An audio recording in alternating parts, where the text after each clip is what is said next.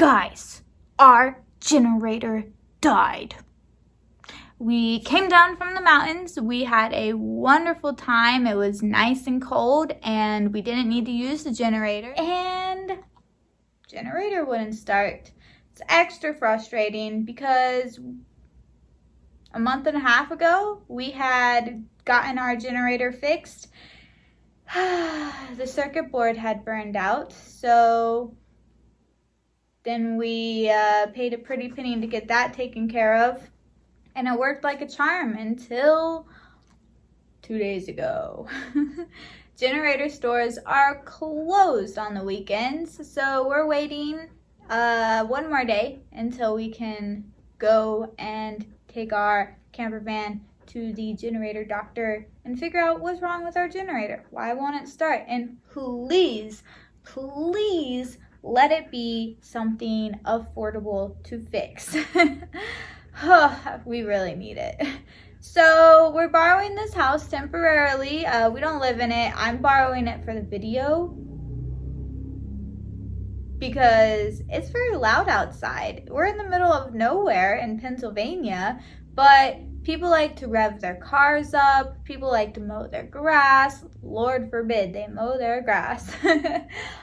They like to ride dirt bikes. There's trains, and of course the birds and the bugs. So figured take advantage of this lovely living room while I can. I thought that you guys might enjoy a video about the origin of our trip and why we decided to take it. We have taken a trip up to Canada before with Allie for a couple months, and it was the best trip of our lives. It was absolutely incredible. It was beautiful, and that's what we were hoping to do again. But the big thing happened, and Canada closed their borders to America, and we're stuck here. And I waited month after month. I was like, every 17th, let's see if the borders open up. Are you leaving? I don't know. Let's see if the borders open up. And they weren't. So finally, it came to the point where if we didn't leave, we weren't going to leave. We wouldn't be able to make it to Canada before it got cold, too cold to be in a camper van. So instead, we decided to explore the great American outdoors and see what our great country has to offer. It's not something we ever thought we would be doing, but we had bought this camper van 2 weeks before, and we need to use it. So here we are. We're escaping the heat of Florida and most southern states.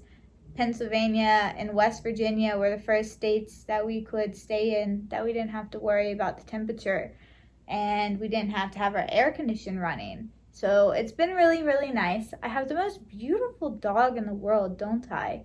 And speaking of her, the reason we're taking this trip is she is getting old. You might not believe it, but she is 10 and a half. Beautiful 10 and a half. Yes, you are. But last year when we went to Canada, on the very last day, we came back and she was chasing some dogs into the house. She likes to herd things. She was herding the dogs into the house, and suddenly she yelped like one of them had bit her. We were outside and we knew that none of them had bit her. She was well far away from them, chasing them from the back. And it was really strange. So we packed up and we went home. When we had come up originally, every stop we made, she was bark, bark, bark, bark, so happy, so excited. Where are we now? And it got to the point where I even had to yell at her a little bit, like, hey now, hey, why are you being so noisy? Oh, you don't have to leave. I'm not yelling. Ugh. So this time, coming down back home, she was not excited at all. I thought maybe she was tired of traveling. Maybe she's sick of it. But turns out when we got home and I forced her to bark because she hadn't barked, and I'm like, what's going on? I got her to bark, and where do you want to go? You want to get over there? It's up to you. I forced her to bark, and her bark was 8 octaves lower than it usually is. She usually has a really high-pitched bark, but she sounded like a demon dog from the depths of hell, and it was terrifying. So we took her to the vet right away. We let them know that she was having trouble drinking and eating as well. They thought that she was having an allergic reaction. Then they thought she might have a parasite. Then they tested her and put a thing down her throat and realized that dogs have these things like tonsils, and her tonsils had flipped. Now that's pretty common in short-nosed breeds. Apparently it's the lack of air passage getting through, and it causes them to flip, but it almost never happens in long-nosed breeds. So the doctors were super baffled, and they didn't know why it had happened to her. They removed the tonsils because literally they do nothing. They don't even know why they exist. They removed them, and then they discovered that the flipped tonsils were just a symptom. They weren't the issue. So more tests, more things. They put her on some medicine. Her liver started to fail. Oh my gosh. Her liver started to fail, and her body was shutting down. So they had to take her off the medicine, and now they're afraid to put her on any kind of medicines because medicine tends to have the situation that makes her vomit. And with her throat being in a constant state of inflammation, you definitely don't want that to happen. So, long story short, $5,000 later, still don't know what happened. We all have our own speculations of what it could have been, but we don't really have any solid answers. But I do know that up until that point, she looked like she was about 3 years old. And then after that, it took a big toll on her, and she looks like she's probably 6 years old now. And that might not seem like much, like, oh, she's 10 and she looks like she's 6, that's great. But we noticed a difference, and we noticed that we needed to take advantage of the time we have left with her. Most people who have Australian Shepherds that I've talked to, theirs usually pass away at an average of 14 years old. I've heard of some at 16, I've heard of some at 11. So I'd say 14 is where every day counts after that point. So we're taking her on a big trip. We're giving her all our attention, all our devotion. We're tripping with an Aussie. She's an Australian Shepherd. A lot of people call them Aussies. So that's the backstory of the name, in case any of you guys were wondering. And also, we're a little psychedelic fans, a little bit of 420 friendly. So that's also a bit of that too.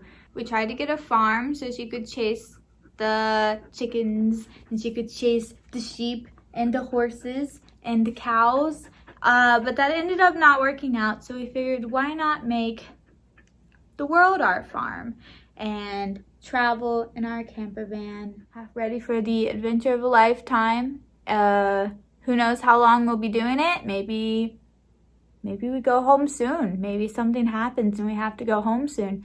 Maybe we're out for 4 months. Maybe we're out forever. You're just going to have to stay tuned and find out with us. On a side note, finally getting some free time. We don't really have like destination anymore. Like, let's escape the freaking heat. So we found a spot. It's cool. We don't need the air condition, and I'm getting to do some projects. I have a stained glass project in mind that I'm excited for, and I've done some wire wrapping since last night and this morning. I made these little guys. They're so cute, little ear cuffs. I'm excited for them because I actually can't wear earrings in my lobes because my ears, well, they're just a pain in the butt and they get infected. I could wear like 24 karat gold, but I lose things so much. I'm not spending that kind of money. And also my ear holes, they keep closing up, so it's a big process to open them back up and it's painful. So these ear cuffs, they get rid of the need for all of that, and it's really nice.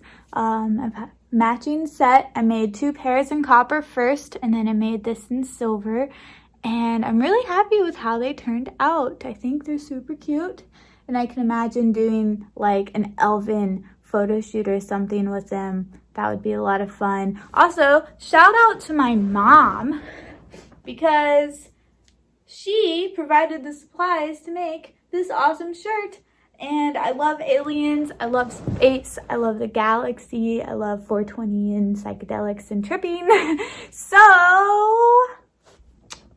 thanks, Mom. I love it, and you really inspire my creativity. And I miss you so much.